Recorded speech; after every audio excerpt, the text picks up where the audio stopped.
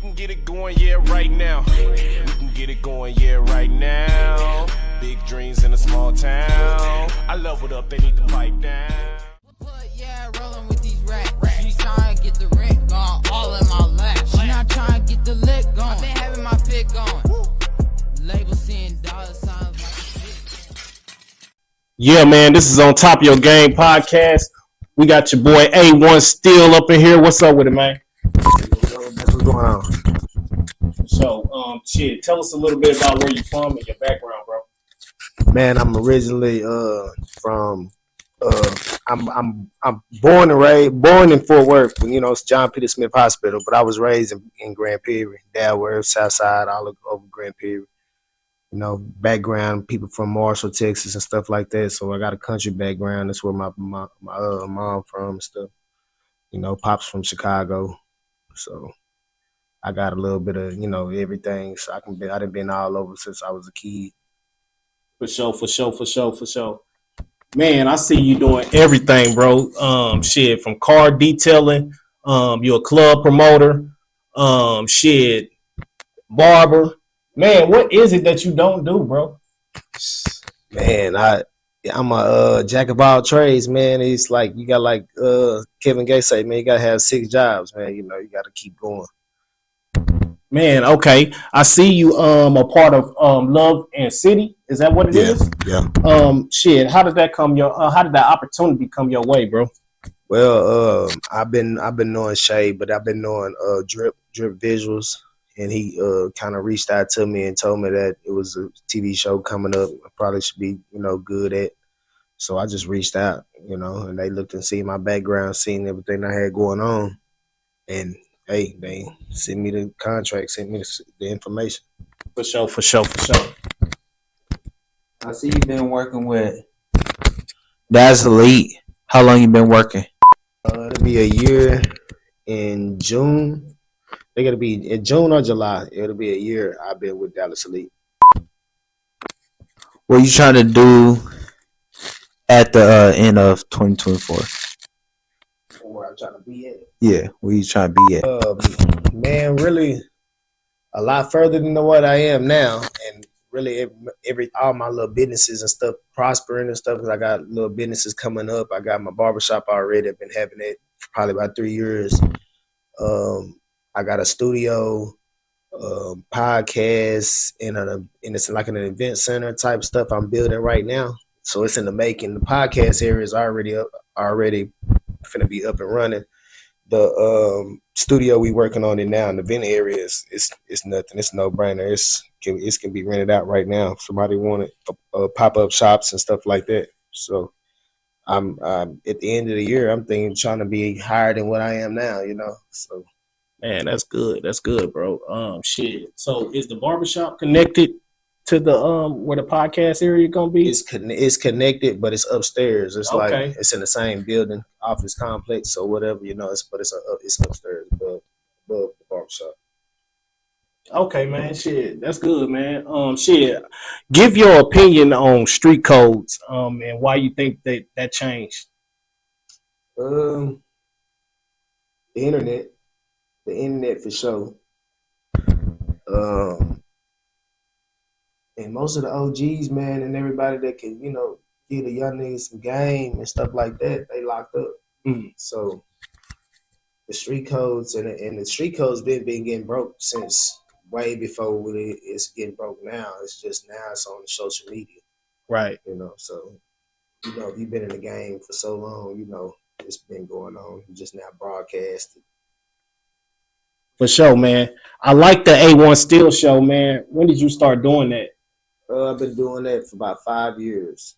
Yeah, I've been doing YouTube I started with my kids. Started doing was A1 and the Steele kids at first.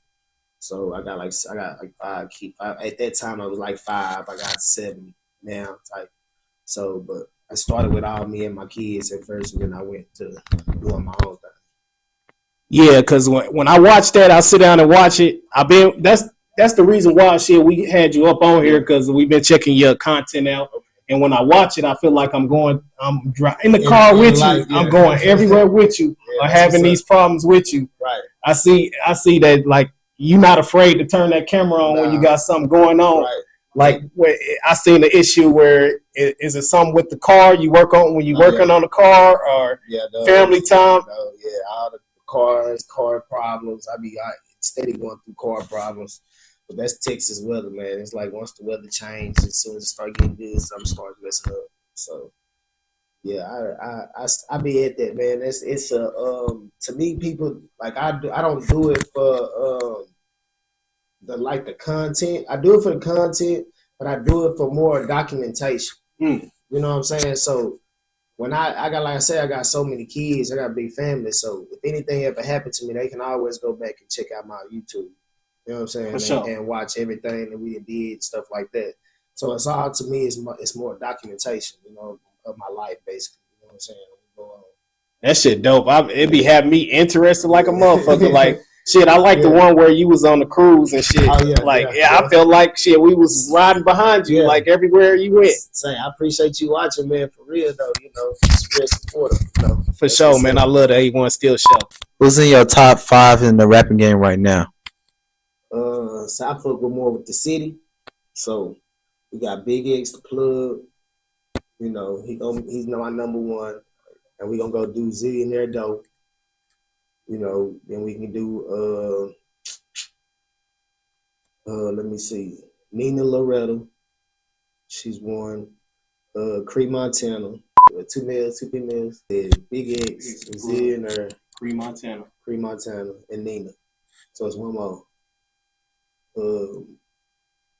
And it's going hard right now. The city's on fire right now, for real. Man, I'm gonna go R&B dude. You know what I'm saying? Ready Freddie. Ready Freddie? Yeah. Okay. Yeah, if y'all don't know about Ready Freddie, y'all go tap into Ready Freddie. Yeah, he's R&B. What do you do on your free time? Try to do things around the house as much as I can, because I'm always gone. I'm never really at the house. So it's either spending time with, you know, with my kids or something, or family time. Like I'm trying to do something around the house, you know, trying to catch up on daddy duties and shit, stuff around the house. You know. I see you do hair. How long you been doing that? Over 25 years. Like I've been cutting hair since I was in high school. You know, so I went to barber school. Like I went to mechanic school. I went to Lincoln Tech first, and then right after that, I went to barber school. Probably like a couple years after that, but it wasn't nothing that I really was trying to do at that time. You know what I'm saying? Was cut hair. It was just like a hobby, you know. But as I got older, you know, knowing that's the ways to make some money, you know, I started being more at it. You know, then hey, shit, I was at a shop. When it got back into it, because I had stopped for a good minute on cutting hair. I actually got died out in it. So I got back into it. I stopped for like 5 years, like no cutting at all. So I've just been back cutting for about 4 years, you know. Great. Okay, man. Looking at promotion, you know, you got the digital promotion era right now. Like, compare that back to like doing the footwork, putting the footwork in, passing out club flyers, or we're dealing with the music artists with CDs. Man, we still do that, man. We still on the foot. Even with Dallas Elite, man, we still on the foot. Y'all might still get some flyers on y'all cars and stuff like that. So we still doing the foot. But it's a lot more easier now because it's digital. But it makes people lazy. Oh, to me, it feels like y'all, you can just do a flyer and just upload it and just let people just share it, and then, you know, they're doing the work for you instead of you actually getting out there on the grind. I would come from a CD era. I come from where we were sitting out in front of Walmart passing out CDs and stuff like that. You know what I'm saying? So pressing up the CDs ourselves and stuff like that. And I come from that era. So it's that grind and this grind on the internet. I would love to go back to that grind. I would love everybody to actually, the internet crash, and you actually have to be out here on this pavement and get it in, see how many people will crash and burn. You know, because the internet is easy. It's a crutch. You know, you just press a button and it can just let it go. You can't do that with them flies. You know, you gotta actually get out there and, hey, talk to people hand in hand. You know, with the flyers, you gotta think about when you're doing with the CDs back then, with people that did music. you have to actually handle to it, persuading people to buy your CD. You know what I'm saying? That's crazy. Yeah, I feel like it seemed like more opportunities were streaming, but they said something about they changed like the streaming percentage that the so you really not making no get. money in streaming like that. So Yeah, it's more like literally it's more residual, man. You know, you got YouTube, you got Patreon, you got all these other platforms that you can create and post content and make money. You know, so it's like I say, it's different, but so you still got to do that with the barbers. Like you can pass out your barber cards, your cards.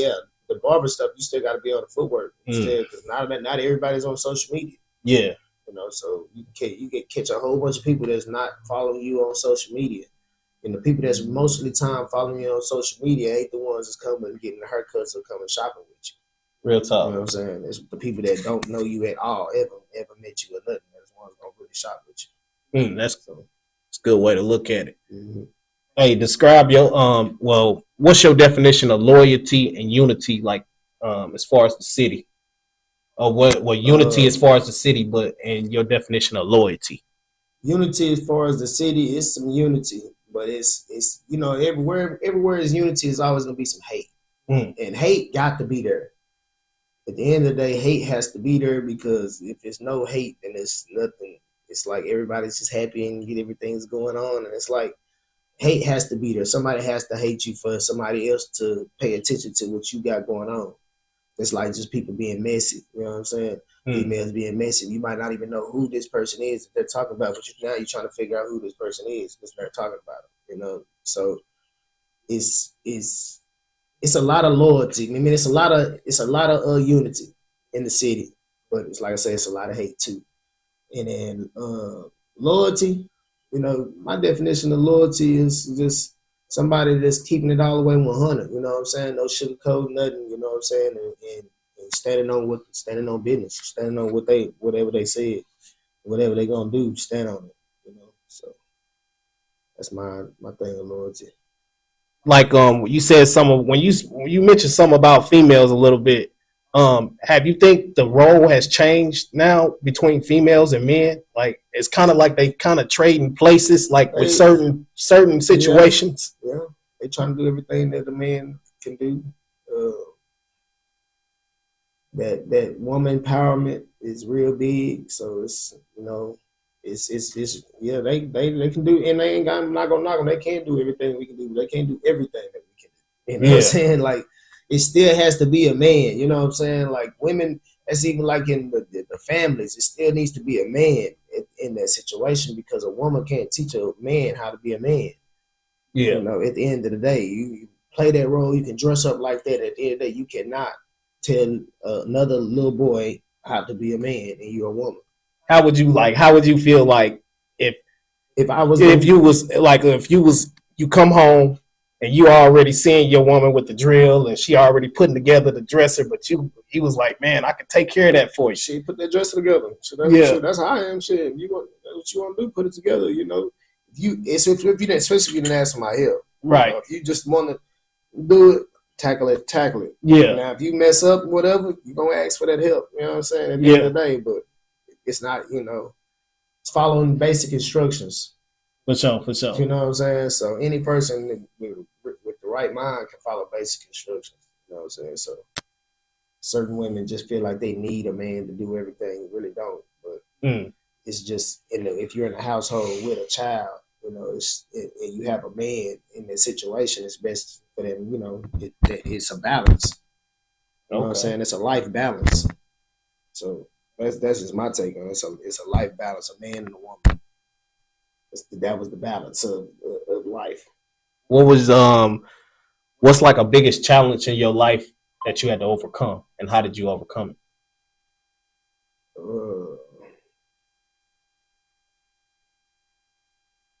12 years on probation. That was a hard 12 years staying out the penitentiary. You know, so I've never been to the penitentiary. I'm a felon because I took a 1245 to take the felony charge, but I've never been to the penitentiary. 37 years old, and I done got some of the worst cases people think of, from murder to some other lame shit. You know what I'm saying? But I didn't beat all those. Like I say, grace of God. You know what I'm saying? I'm still sitting here on this pavement, free. Never been to the penitentiary. Shit, money keep you free. You know, a lot of people think that I ain't taking that probation. You know what I'm saying? I just go take that time. Mm. You know, you can't get back that time. You know what I'm saying? So that's all I thought when I was young, is like, you can't get back that time. You know, I had a kid at 17, so my when I had a chance to get to papers, I took probation. Well, everybody took the penitentiary road. Mm. And I've been out here free. You know, everybody done missed their kids growing up. And, you know, so you rather take the papers? Yeah, I'm taking the that's papers. for sure. Yeah. It is a money game too, but that's for sure. You gotta pay to be free. You gotta. To me, it kept me on my game. You know what I'm saying? Staying out of trouble kept me getting money. It kept me focused on the grind. That 12 years of papers built me to the person I am today, as far as the grind. You know what I'm saying? Because I didn't have no job. I was working, you know, trying to report 3 times a week and can't keep a job. So you got to keep a hustle, keep something going on. You still got to come pay these folks. You still got to, you know what I'm saying? So being a barber and doing all the, you know what I'm saying, being the person I am now is what created that. All the grind, so once I got off papers, it was just natural now. Shit, it's just the grind was real natural. And that's easy. I don't have to pay nobody. I don't have to give nobody my money and stuff like that, you know. So it did train me to where I am today in the grind and the hustle.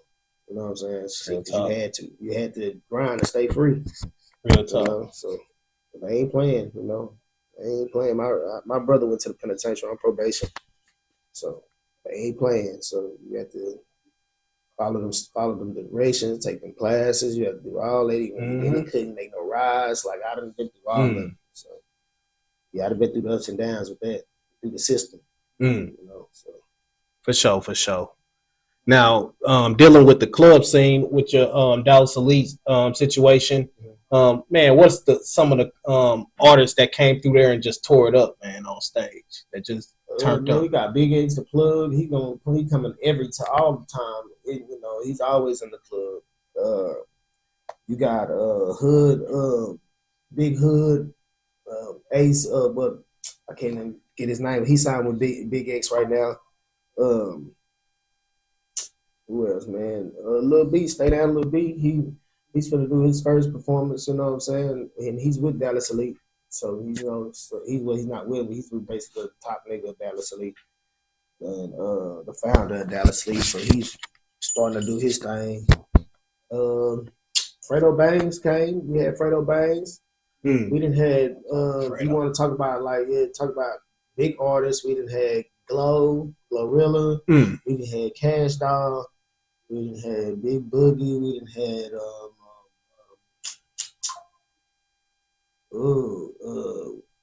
the Mexican dude out of Houston. Peso. The D Baby. Oh, I heard of the news. Yeah, we had him. We didn't had Eddie Valero. We didn't have a couple, man. We didn't have brought out some people. We didn't brought out Finesse 2 times when he first got out. Man, this list go on, man. We still got more people coming. We got on the 14. Let me see. Let me go. Look, I want to give y'all some wrong dates. For sure. But we got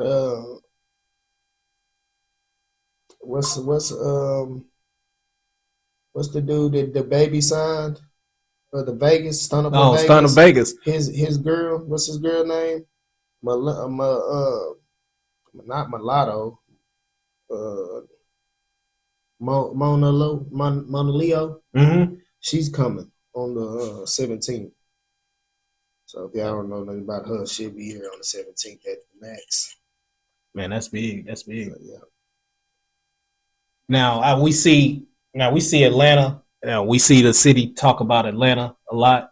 Do you think Dallas would ever, or the whole DFW will ever get in that situation to where Atlanta, you know, where a new Atlanta type here, right? Like Atlanta situation? No. Why? Because they got labels. Like, we don't have no labels here. You know, ain't no big big labels here. All the labels you got, got QC, you got probably I think Def Jam got a hub there. It's like you got different labels that's in that city in Atlanta, and and they all come together as a whole and make. It's not no one person blow up and then everybody starts hating on this one person. That Dallas does that. As soon as one person blow up, now he's not from this side. He come up with all these old videos. It's just they try to bring him down instead of trying to lift him up to the highest he can go. You know what I'm saying? So he can come back down and reach somebody up. Right. They don't even get so far up before they start tearing it down before you even get to a big point in your life. Now Phobats, he gotta really do more with the people in the city. Or as to me, he got Drake, got that Drake verse. So I just feel like he has got to do more with the people in the city that's doing stuff, that's coming up, and it'll be. Would you feel that role as a gatekeeper? If I was there, would you want to be a gatekeeper or somebody that want to push the issue on the talent? I would push, I push the talent and stuff like that. But as far as gatekeeping, nah, I don't want to be the person that you want to, because that comes with that comes with a whole bunch of backlash too, and then you got people that probably are really trash, and you got to, you know what I'm saying, you got a whole bunch of people coming to you trying to. I don't want to deal with that. I don't want to deal with me telling, because people cannot take constructive criticism. You know what I'm saying? Yeah. They cannot. They cannot do it. Like, you can tell them, they be like, hey, listen to my song. And you listen to this song. Mm-hmm. You probably think it sounds good to you, but it's trash. Like, quality, everything, you just know everything about it is trash. And you tell them, look, bro, go back to the drawing board. You need to do this. Oh, man, nigga hating on me. Instead of saying, okay, I'm going to take everything he said and I'm going to use that, you know what I'm saying, and take it to my advantage, They think everything is criticism. You tell the person, oh, man, that's some trash at all. And not even just saying it's trash, but like, hey, you can do better. Or get a ghostwriter. You got good, everything good. Or get somebody get somebody to help you write it. You might have it going good. Get somebody that's in the studio. And then to me, if you're in the studio with somebody and they're engineering, I feel like they should help you too. Especially if they're recording this, you in here and they know, okay, man, this shit's not sounding right. This shit's trash. Hey, you know what I'm saying? Hey, man, y'all. Hey, you probably want to say this, right? Say this in here. For sure. Some engineers don't give a damn. They just record it. Yeah, they want the money. That's it. They're not helping the person that this is your craft too. You're recording them. So you want them to sound a little better. Yeah. You know what I'm saying? Instead of them saying, hey, man, who recorded you? They know it's trash when they're like, who recorded you? Oh, now they're telling you, they saying your name. Yeah. On top of this trash. Right. So I feel like it should be more hands-on. If a person's rapping and you hear that they not really that good or something, help them out a little bit. You know what I'm saying? Give them a couple bars. Make it sound good before you put your stamp on it and let them put that out. Real talk. So that's my take. Now I heard you in the is that you in the intro of the A1 Steele show? Yeah. Now you did a little rapping yourself? Yeah, back then, like that was, I say that song was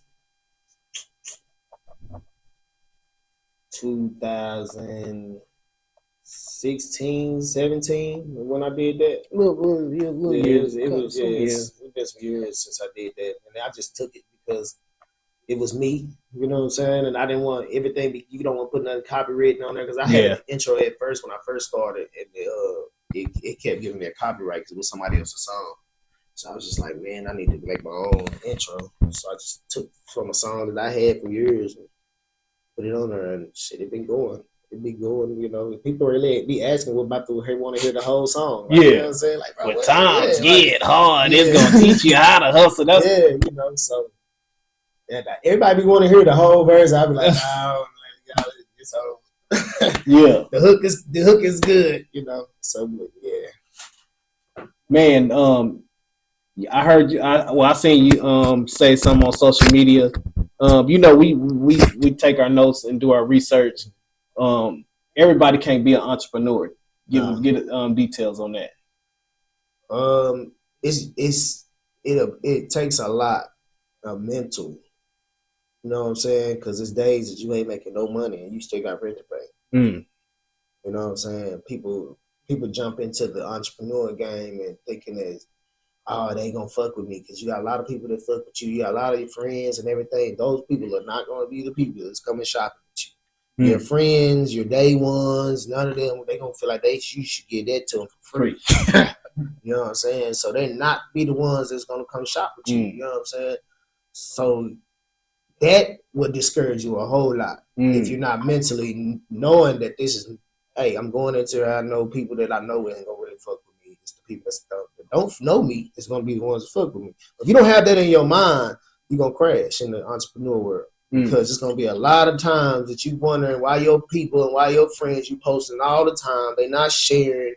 They not doing this. They're right here next to you, and they still go look right past your shit and scroll, not sharing and nothing.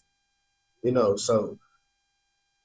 That's why I say it's not for everybody. It's not for the weak. It's not for the weak. You got a weak mind, or you won't be crying and boo-hooing and stuff like that, man. Hey, it's not really not for you. You know, you gotta be tough, have tough skin in this, man, and keep grinding. Keep finding the extra things. You gotta keep finding new things for people to attract to. You know, attract to your business. You know what I'm saying? It's like every day you gotta find something new for people to watch you.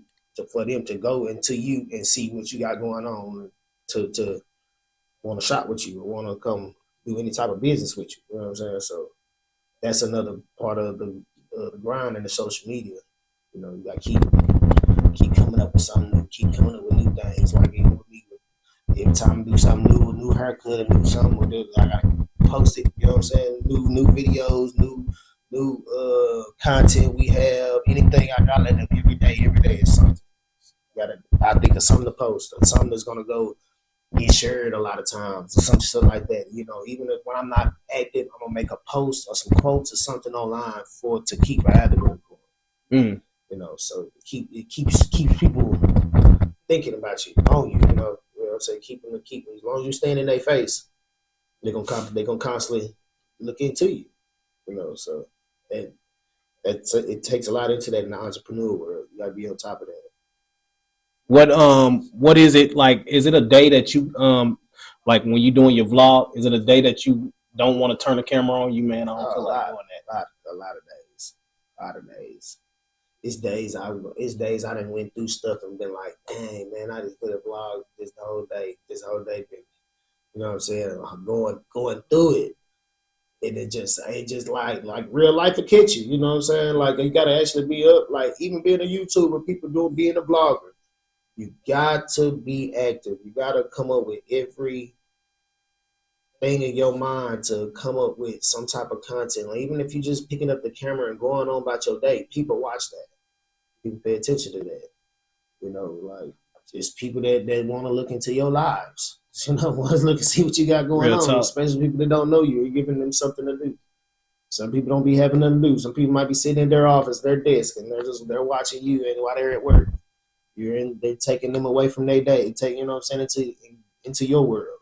Real tough. You know, so you just gotta give them something to watch, you know. So yeah. I know you spoke of Cree, Montana, and we see Dalworth. Is Dalworth really on the rise? Like I see it these past years. I see Dalworth in the music and interviews.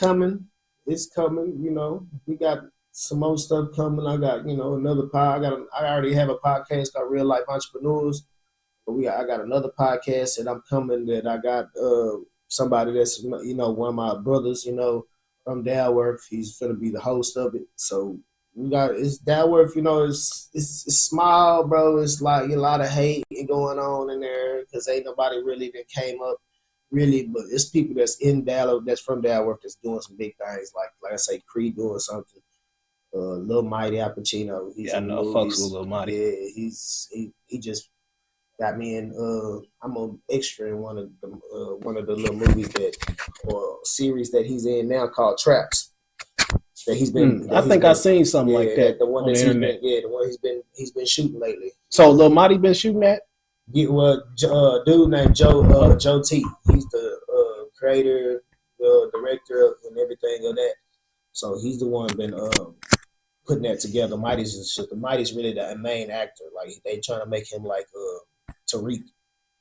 Okay. It's got a power kind of thing to it too. You know what I'm saying? Like I think BMF. Yeah, that too. It got that too. That too. I ain't gonna lie. It's a power BMF, but they got him more like he's like Tariq. Like everybody hate him. Starting to hate him like they hate Tariq type shit. You know Man, if I couldn't. It's on Patreon, man. I just posted it on my store. But you can go to Joe T Baker. You can go to his page, and he got it in his little link. Or you can go to Lil Mighty Appuccino link and check it out. For sure.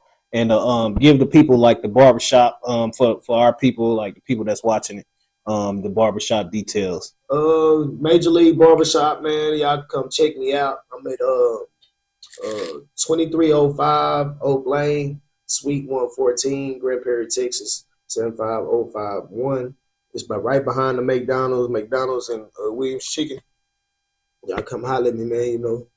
Best cuts in the city, man. You know what I'm saying? I know I do everything, man, as far as portraits, designs, anything like everything, man. White people, Caucasians, Mexicans. I cut all type of races hair. Real talk. Like, what's a crazy hairstyle that you thought was the craziest that you did? Man, I do crazy hairstyles. Anyway, niggas don't want to go bald. I still be trying to hold on, but those be crazy to me. But I did a Daffy Duck in a dude's head one time, and it shocked me that I brought it all the way to life. You know what I'm saying? So that was real crazy, and I did that in barber school. So I haven't really did nothing really. I did. Matter of fact, I did in barber school too. I did a Jason Terry. I got pictures of that too. Jason Terry and Dirk and Dirk. Dirk was right here, and Jason Terry was right here on the side of his head. The whole whole person? Yeah, the whole head. Head. Dirk, yeah, right in somebody's head. Dirk was right here, and Jason Terry was right here on the side. Then we had the Mavs and stuff right here. That's when they won the championship. That's crazy. I feel bad about that because I was going for them Heats. yeah, when they won the championship that first year and stuff. Yeah, somebody, little boy, I did that. One of my partner's little boy here at the school. It's cool. That was one of the baddest haircuts I did. I ain't did nothing like that since. Like, cause that costs. We was just doing that for fun because we was in school. Yeah, but yeah, that costs.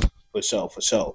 Man, so do you have time like to manage your between family time and all the stuff you got going on? Do you ever have time? Like, is it hard managing? I make time. Like me going to the Bahamas when me and my girl and stuff. So that was for my birthday. So that was some time made, and we got family reunions coming this summer. So yeah, I be making time with kids.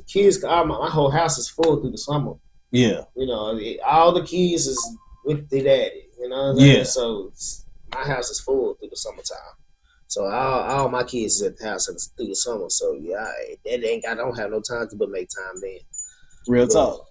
Yeah, I be making time when I can. Since the club stuff is at night. So all through the day, I'm doing what I need to do for business wise, kids wise, or whatever. Nighttime shit. By the time I'm out, they sleep. Real talk. So how many siblings and stuff you got, man? I'm the oldest out of 5 boys. I'm the oldest. They all stair-stepping. I'm 37. One is 34. 2 20s. And the last 3 out 26, 27. I'm the oldest out of 5 boys. Oh, you the oldest? Yeah. Okay, that's what's up, bro. Yeah. Yep. So, man, jumping in the podcasting and stuff, like, what do you recommend, like, with people like that's jumping in? make sure you make sure you have, like you say, your questions together. You know, it's not hard to sit down and do a podcast. It's just basically how your back is looking, how your scenery's looking, and the questions, and having good topics, pretty much, and getting the right guests like that. So, but man, anybody that want to do it, that's the thing now. You know what I'm saying? Everybody's jumping into the podcast lane and stuff like that because everybody really want to, got stuff to talk about. And you can reach out. It's different topics. Everybody got different topics on everything. So it's podcasting that give people platforms to talk and get their opinions. Pretty much to me, you know what I'm saying? That's what I like.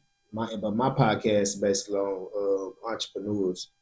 It's real life entrepreneurs. So it's basically touching base on all entrepreneurs, business owners, people that own business like me, on like super owned businesses, millionaires that want to give people game, to help other entrepreneurs that's trying to get in the same platform, the same realm that they in. You know what I'm saying? So that's what my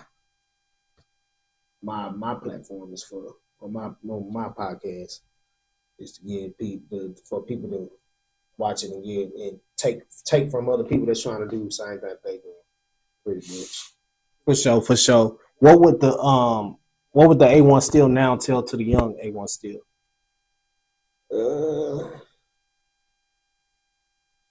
Man, I should have picked up that camera a long time ago. I should have picked up that camera and I ain't gonna say like I was really the camera, I was born into really the camera because my daddy was pretty much vlogging when I was a kid. I remember you saying something like that. It wasn't no YouTube or nothing like that. So we got tons of little, back in the day they used to come the little VH1s, the tape used to go into the side of the camera, and you had to get another bigger one to put it in there to put in the thing. Okay, we got tons of those tapes from when we were little, and my daddy was recording. You know what I'm saying? Recording, just the same thing I'm doing. He was recording our day, recording our trips, recording everything. We were going, like we got trips to Grand Canyon when I was young, going to Chicago and stuff like that, like going to California. I got a documentary that I'm finna drop too. Like, well, it's not gonna drop no time soon, but I'm working on it because I'm gathering all that that info and all that information and trying to convert it to digitally. All them tapes and stuff, trying to convert that digitally so I can bring it all together and show people like where I really just blossom all this blossom from. You know what I'm saying? So it's like telling the younger me, pick up that camera. You know what I'm saying? Because at that time, I remember when YouTube first dropped, when YouTube first came out. You know what I'm saying? People wasn't really on YouTube like that. People wasn't even shooting videos.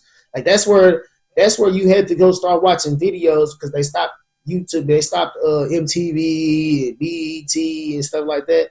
Like when they stopped doing that, bringing that to the TV, the only place where you can go try to find a video or something, you had to go to YouTube. But wasn't nobody just really on YouTube like that. World Star. Yeah, you had to go to World Star and stuff like that to catch videos and stuff like that. So people wasn't on it, but I was on it, like recording, but I wasn't recording stuff and putting it on YouTube. I got I got cameras and big footage of me recording back in 2004, 2005. I just wasn't uploading nothing to YouTube. I was putting them on little discs, making DVDs. Yeah, that's something that's like the DVD era. DVD era. Yeah, I was doing DVDs. I was doing this in DVD era. For sure. You know what I'm saying? So I was still recording and doing all this. I was just doing it in DVDs. We were putting it all on DVDs and doing but at that time my brother was rapping, and so he was doing behind the scenes of a lot of stuff and stuff, putting it on DVD and selling it with the CD. You know what I'm saying? So yeah, we did the DVD era too. So that's really, but I would have told my younger me to jump on YouTube, drop it on YouTube. I would be a multi-millionaire right now. I was just off YouTube, just by doing that, vlogging and stuff.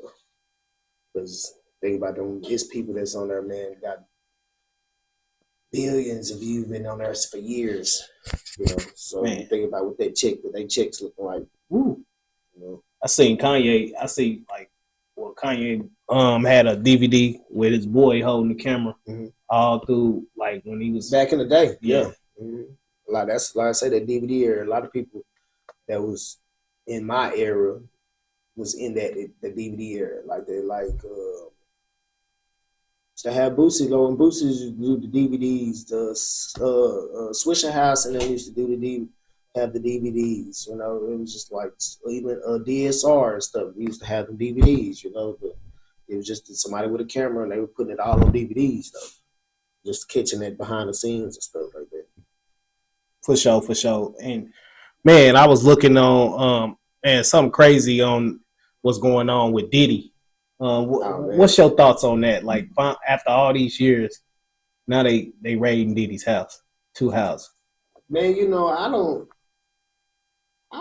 really have no thoughts on it, man, because everything comes to light. You know, people think that people been having all this money and Diddy supposed to be damn near a billionaire and stuff like this, and y'all don't think there was nothing weird or nothing going on. Like it's and this nigga got the world in his hands. When you get to that point, when you got the world in your hands, pretty much, like you probably turn to a different type of person. Like we ain't never had that, so we couldn't never know. We don't know what he felt. We don't know him or Kelly, nothing. You know, when you got the world in your hands, you got all the money. You can go touch whatever you want. We don't know what type of demon that'll bring out of you. You know what I'm saying? Like we don't know what, like you especially you've been like that for so many years. When you done had millions for so many years, how would you think your mind like not saying that you'll be a freaked out person like they portraying him to be, but it's like y'all think that he didn't have no skeletons in his closet and stuff coming on, you know, and a lot of these, and then a lot of the females allegations to me, like I don't condone none of the rape, the date rape, and nothing like that, but it's like you wait 30 years to come back to say something. I be asking the same questions. That's my take on it. It's like you wait 30. If this was so, all the pain and turmoil that it gave you, it took you 30 years to say something. Bill Cosby. Like, come on, why you didn't say something did with the ruin their career did? Like, what was like, what you could have won even more then? Real talk. You trying to win, like, you know what I'm saying? It's just like, now it's like, damn, everybody want to come out and because it want to get some money. You know, it's like, as soon as he touched a certain, it's like even with Bill Cosby. They didn't want to come start fucking with Bill Cosby until he was trying to buy NBC. I heard about I know about that. They was trying to bring him down, you know. Diddy, come on, man. Diddy is. You think they gonna say something about the death row? Get them in there and ask them about what happened with Tupac and all that? All that.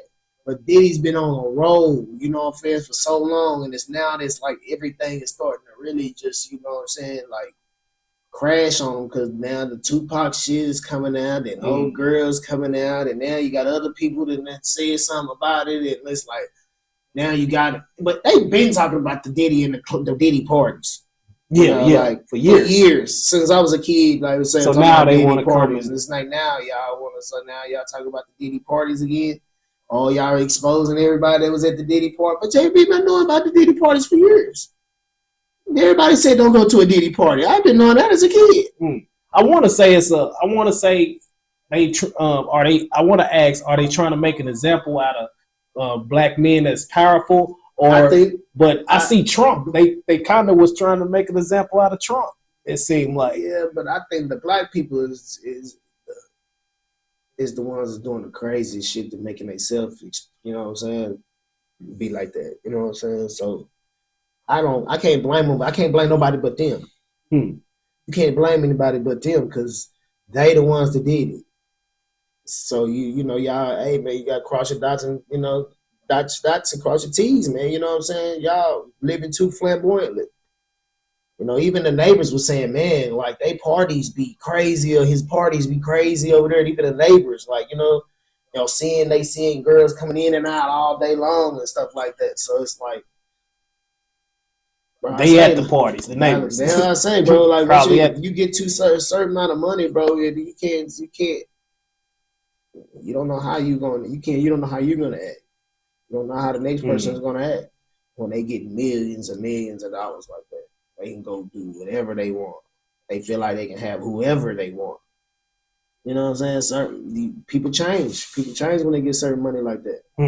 It just use you get it to stay solid, to stay you. You know what I'm saying? Because money is what they always say, root of all evil. Yes, sir. And you get so much of it, starts you know, your evils, the evilness of what you've been doing already, thinking that your money is buying and kicking money out. You paying people hush and this non-disclosure. You making people sign non-disclosures because you doing a whole bunch of bullshit. You cut the money. Then when you cut the money off, then you cut the money off. Now they want to talk. But when a person make you sign a non-disclosure, you already got at the time in your mind, you need to be like, okay, so there's some bullshit finna go on. Like there's some shit that they non-disclosure. They don't want you to tell about nothing that's finna go on. For sure. You know, so. Man, shit, we enjoyed having you on the show. A1 Steele, you got anything you want to your social media pages? I know you brought up some of it, but if you want to bring it up again and let the people know. Follow me on Facebook at A1 Steele A0-ONESTEELE and my YouTube A1 Steele Show, the number one on there. You know what I'm saying? Steele STEELE show, and then Instagram is Life with A1 Steele, the number one. You know what I'm saying? You gotta put the one, not spell it out. So, but if you put life with, it should pop up.